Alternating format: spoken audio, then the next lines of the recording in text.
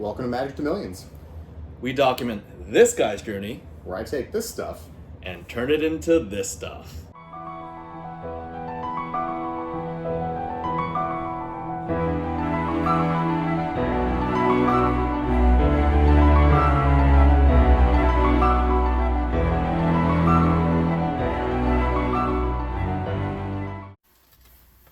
Alright guys, welcome back.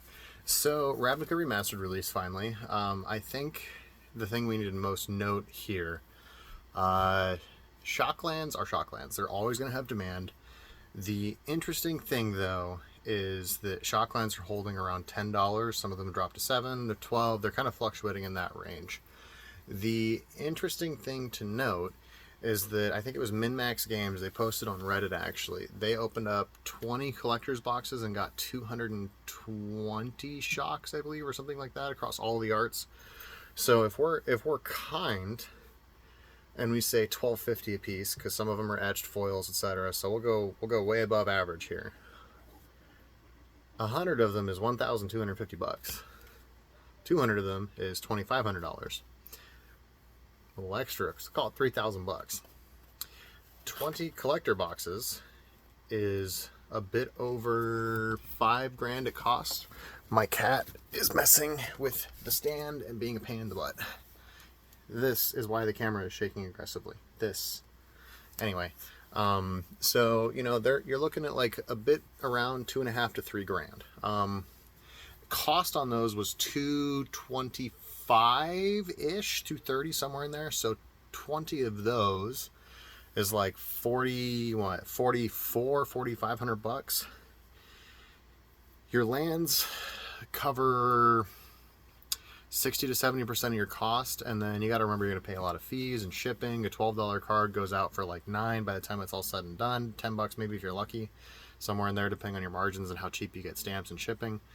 And then direct fees, it's about 19 to 22% of the sale goes into fees and shipping, etc.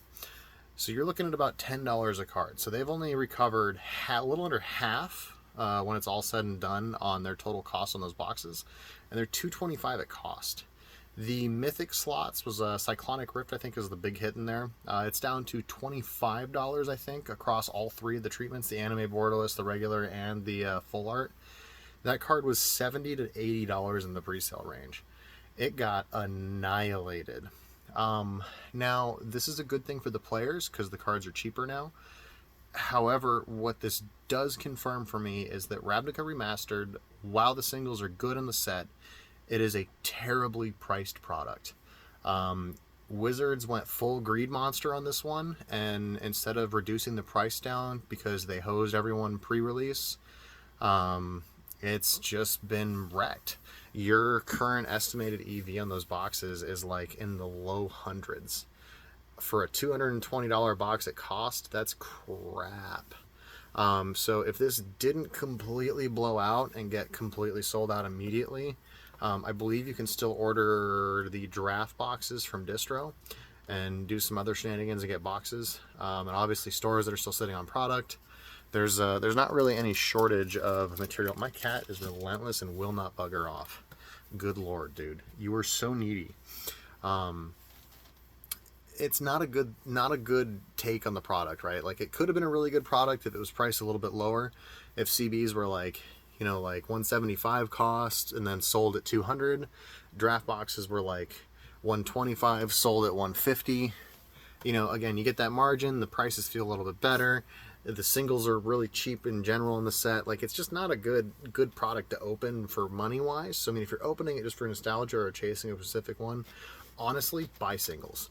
I'm a big proponent of being well-diversified and buying things and opening things and having stuff.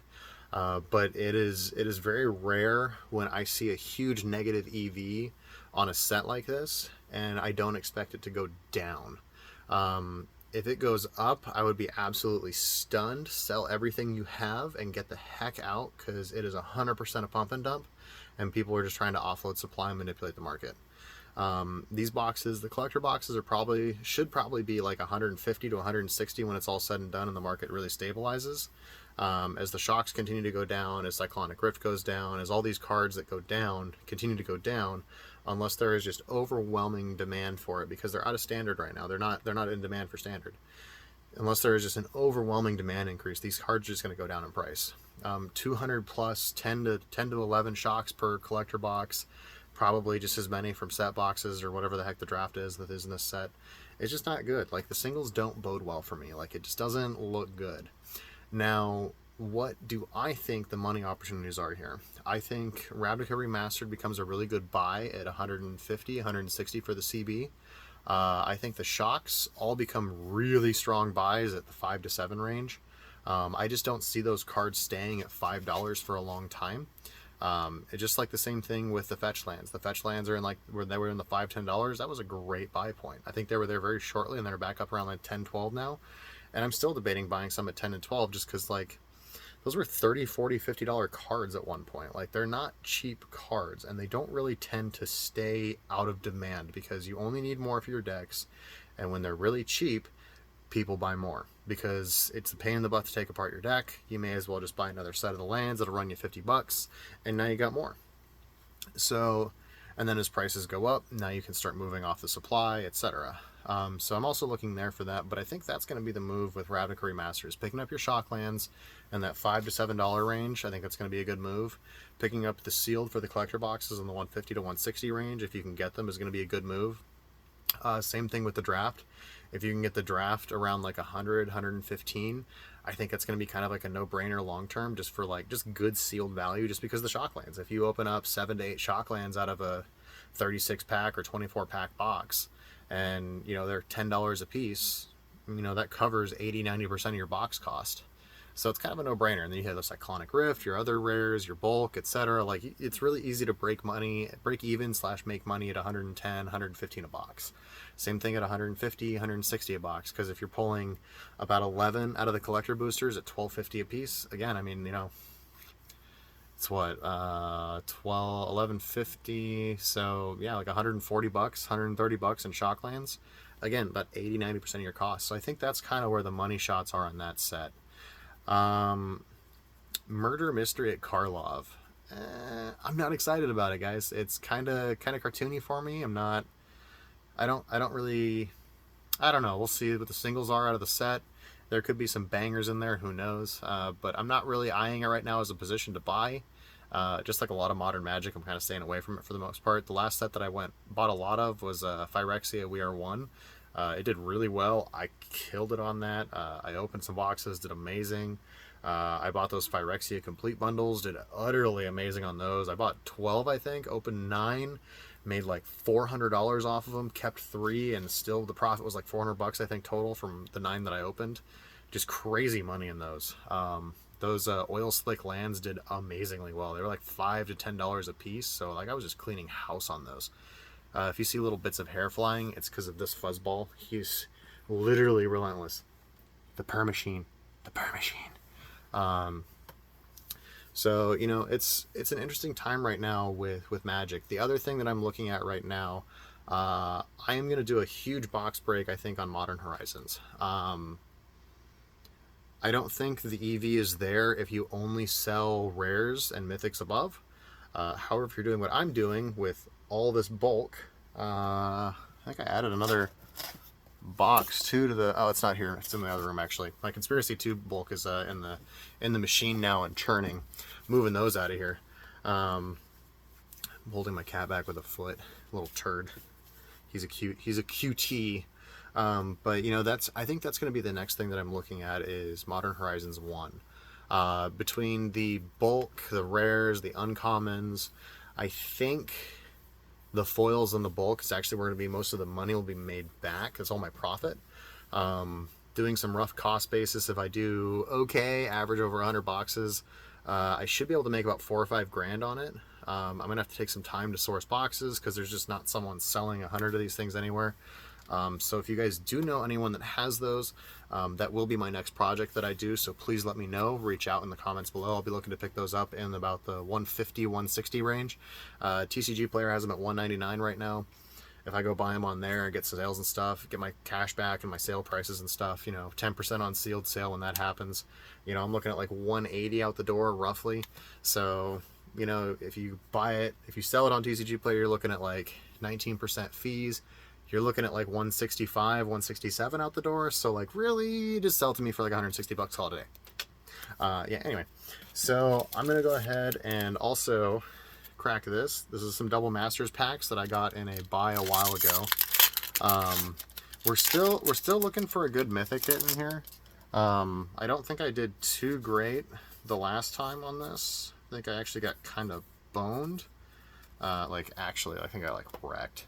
So we have the veteran explorer. Man, I wish like my camera could like auto do the thingy here, but it just don't. We got a Brimstone Valley.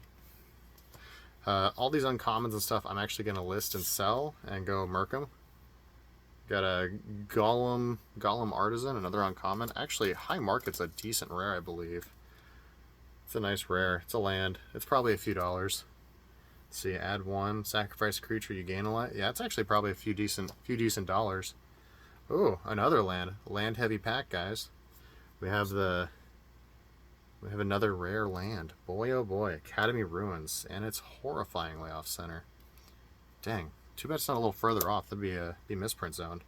Oh, we got a double foil common. We're rich, guys. We've made bank. We made all the monies.